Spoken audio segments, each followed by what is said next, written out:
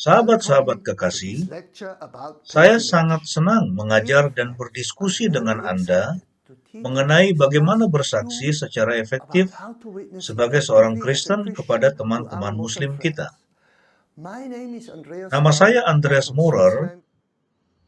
Sekarang, marilah kita memperhatikan perbedaan ziarah antara Kristen dan Islam.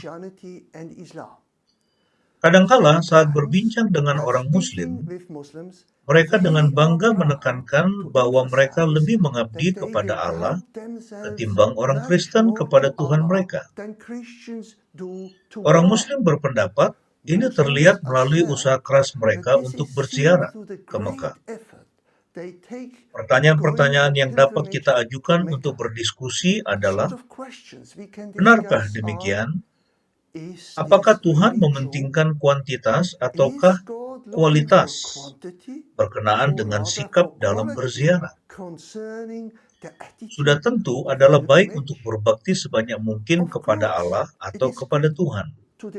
Tetapi, apakah sepenting itu untuk pergi ke sebuah tempat seperti Mekah?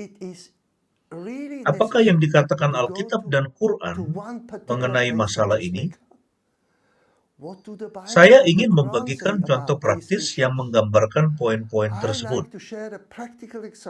Beberapa waktu yang lalu, saya bertemu seorang Muslim yang telah berumur.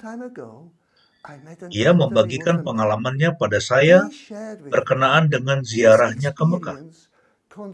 Ia menggambarkan betapa ia berjeri lelah untuk ke sana dan perjalanannya itu menghabiskan banyak uang. Bahkan faktanya seluruh tabungannya dihabiskannya untuk pergi ke sana. Kemudian dengan suara yang sedih, ia mengatakan kepada saya, walaupun ia telah pergi ke Mekah sebanyak 5 kali, namun ia masih hidup. Ini sangat mengagetkan saya. Lalu saya berkata, bukankah menyenangkan saat ini Anda sangat sehat dan dapat menikmati hidup di masa tua? Lalu ia berkata, satu-satunya harapannya dalam perjalanannya adalah agar ia mati di Mekah, karena ia percaya itu akan menjamin tempatnya di Firdaus. Ia berkata, baginya berada di Mekah berarti seperti berada di halaman Firdaus, dan mati di tempat suci Islami, yaitu Mekah, sama seperti selangkah lagi memasuki Firdaus. Itu adalah tempat terbaik yang dapat Anda bayangkan untuk mati. Jadi, bagi orang Muslim ini, alasan utama untuk pergi berziarah ke Mekah adalah untuk menjamin tempat di Firdaus. Dalam diskusi saya dengan orang Muslim, mereka mempunyai beragam alasan untuk pergi berziarah ke Mekah. Tetapi saya sudah pernah mendengar alasan yang satu ini dari orang Muslim banyak kali. Sekarang, marilah kita memperhatikan pandangan iman Kristen mengenai ziarah. Orang Kristen percaya ziarah dapat membantu mereka bertumbuh secara rohani dan membawa mereka lebih dekat pada Tuhan. Alkitab menekankan ziarah spiritual hati kepada Tuhan. Sebagai contoh dalam Mazmur 84 ayat 6. Berbahagialah manusia yang kekuatannya di dalam Engkau, yang berhasrat mengadakan ziarah. Ada ziarah ke tempat-tempat tertentu yang disebutkan di dalam Alkitab pada waktu tertentu dalam sejarah. Bahkan hari ini, berbagai tempat digunakan dalam tradisi Kristen sebagai tempat ziarah. Tetapi ziarah ini tidak bersifat wajib dan tidak ada hukum atau ritual yang harus ditaati setiap waktu. Tema ziarah dimuat dalam banyak bagian dalam Alkitab. Ziarah adalah konsep yang mempunyai banyak sisi, yang mencakup gagasan mengenai perjalanan, mengalami pembuangan, hidup sebagai peziarah atau pengembara, dan pencaharian akan tanah air. Ziarah dapat ditemukan dalam Alkitab dalam berbagai kisah seperti Dalam Kejadian 12, Abraham sedang dalam perjalanan ke tanah perjanjian, yaitu Kanaan, di mana ia mengalami relasi yang lebih mendalam dengan Tuhan. Dalam Keluaran pasal 23 dan 34 dan Ulangan 16 ayat 1-17 tertulis mengenai perayaan Hari Raya Ziarah. Ziarah juga dapat ditemukan dalam Mazmur Ziarah, Mazmur 120-134. Ziarah dimuat dalam berbagai kisah dengan berbagai tempat ziarah, termasuk Silo dalam 1 Samuel 1 ayat 3, Horeb dalam 1 Raja-Raja 19 ayat 8, atau Betel, Gilgal, Beersheba dalam Amos 4 ayat 5 dan 5 ayat 5. Tetapi juga Yerusalem disebutkan sebagai tempat ziarah dalam 1 Raja-Raja 12 ayat 27 dan 2 Tawari 30 ayat 1. Dalam Perjanjian Baru, ritual ziarah Yahudi ke Bait Suci Yerusalem ditetapkan. Yesus sendiri digambarkan sebagai seorang peziarah Yahudi yang pergi ke Yerusalem untuk merayakan Hari Raya Paskah. Lukas 2 ayat 41-43. Pentingnya kota Bethlehem dan Yerusalem. Sebagai contoh, di Bethlehem, orang Kristen dapat berdoa dan memfokuskan perhatian mereka pada kelahiran Yesus Kristus. Pengalaman berada di tempat inkarnasi, keyakinan bahwa Yesus yang adalah Tuhan telah menjadi manusia, dipercaya memiliki pengaruh spiritual yang penting bagi orang Kristen. Sebagai tambahan, orang Kristen percaya bahwa Yesus mengunjungi Yerusalem pada waktu Paskah dan menghabiskan pekan itu hingga saat kematiannya. Lukas 2 ayat 41. Oleh karena itu, ada peziarah-peziarah Kristen yang mengunjungi Yerusalem untuk memperingati peristiwa-peristiwa penting dalam pekan terakhir Yesus, yang dikenal sebagai Pekan Suci. Penekanan utama ziarah Kristen adalah suasana spiritual, yaitu untuk lebih mendekat kepada Tuhan dan mengenal Tuhan dengan lebih baik. Berada di suatu tempat tertentu di bumi yang memiliki beberapa signifikansi Kristiani dapat menumbuhkan kedekatan spiritual dengan Tuhan. Sekarang, teman-teman yang kekasih, marilah kita memperhatikan cara orang Muslim berziarah. Ziarah dalam Islam dijelaskan dalam Quran seperti dalam surah 2 ayat 196 sampai 198. Disebut dalam bahasa Arab Hajj dan disebut sebanyak 12 kali dalam Quran dalam berbagai ayat. Semua Muslim yang mempunyai kemampuan finansial harus melakukan ziarah ke Mekah, termasuk tempat kelahiran Muhammad, setidaknya sekali seumur hidup.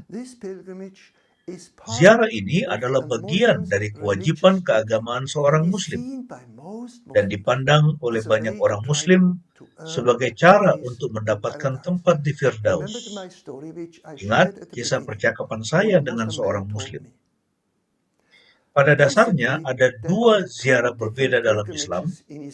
Yang pertama disebut ziarah utama atau Hajj, dan yang kedua yang disebut ziarah kecil atau umroh. Ziarah utama adalah bagian dari kewajiban keagamaan orang Muslim dan dipandang sebagai cara untuk mendapat tempat di Firdaus. Ka'bah adalah bangunan berbentuk kubus yang terletak di tengah masjid di Mekah dan dipandang sebagai pusat dunia Islam. Ziarah ini dilaksanakan pada bulan ke-12 Dhul Hijjah dalam kalender Islam. Selama berada di Mekah, ritual-ritual ketat yang telah diatur harus dilaksanakan. Yang terpenting adalah berdiri di padang Arafah, di mana orang Muslim menghabiskan waktu bermeditasi dan berdoa kepada Allah. Yang penting juga dalam ibadah haji atau hajj adalah berjalan keliling 7 kali mengitari Ka'bah yang diselubungi tudung yang sangat indah. Ka'bah diyakini pertama kali dibangun oleh Adam, kemudian direkonstruksi Abraham dan anaknya Ismail. Jika memungkinkan, para peziarah harus mencium batu hitam yang terletak di salah satu sudut Ka'bah. Kewajiban-kewajiban yang berikutnya adalah melempari setan dengan 7 batu kerikil dan menyembelih hewan kurban untuk mengingat pengorbanan Abraham. Orang Muslim juga dapat melaksanakan umroh atau ziarah kecil yang dapat dilaksanakan kapan saja dalam setahun, tetapi tidak boleh menghampiri Ka'bah dan sekitarnya. Ada berbagai kelompok dalam Islam dan mereka juga memiliki preferensi dan tempat-tempat suci mereka sendiri untuk mereka berziarah. Sebagai contoh, Muslim Syiah memiliki berbagai tempat di Iran sebagai tempat ziarah mereka. Ada yang bahkan percaya tempat-tempat ziarah ini bernilai sama dengan pergi berziarah ke Mekah. Orang Muslim Sufi juga memiliki berbagai tempat suci, tempat mereka berziarah dan yakin akan mendapatkan berkah dari melaksanakannya. Sebagai konklusi, di samping semua poin yang telah saya sebutkan di atas, saya ingin menekankan 4 perbedaan utama dalam melaksanakan ziarah dalam kedua keyakinan ini, yang sangat signifikan. Dalam kekristenan, ziarah sejatinya bersifat spiritual, yaitu agar semakin dekat kepada Tuhan. Dalam Islam, ziarah dapat bertujuan untuk mendekat kepada Allah, namun juga selalu merupakan usaha untuk dapat masuk Firdaus. Satu kisah menakjubkan yang saya dengar dari pasangan muda dari Arab Saudi. Pasangan muda ini lahir dan besar di kota Mekah. Karena tinggal di Mekah, mereka dapat melaksanakan ibadah haji setiap tahun dan mereka menganggap ini adalah berkat besar. Namun demikian, pada suatu ketika, saat mereka melaksanakan ziarah seperti biasa, dan saat mereka sedang berada dan berjalan di tempat tertentu, tiba-tiba mereka melihat kabut di depan mereka. Lalu mereka berhenti berjalan. Di dalam kabut itu, mereka melihat seorang berpakaian putih, dan orang itu berkata kepada mereka, "Mengapa kalian melakukan semua ini? Ikutlah aku. Akulah jalan dan kebenaran dan hidup." Setelah itu, orang dan kabut itu menghilang.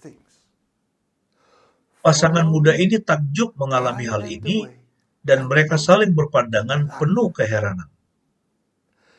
Penglihatan ini berdampak sangat besar pada hidup mereka, dan mereka pun segera menghentikan ziarah lalu pulang. Penglihatan ini menggelisahkan mereka, dan mereka ingin tahu siapa gerangan orang itu, dan mengapa mereka harus mengikutinya. Maka secara diam-diam mereka pergi ke perpustakaan dan menyelidiki buku-buku untuk mencari tahu di mana ada tertulis mengenai orang yang mengatakan kalimat tersebut.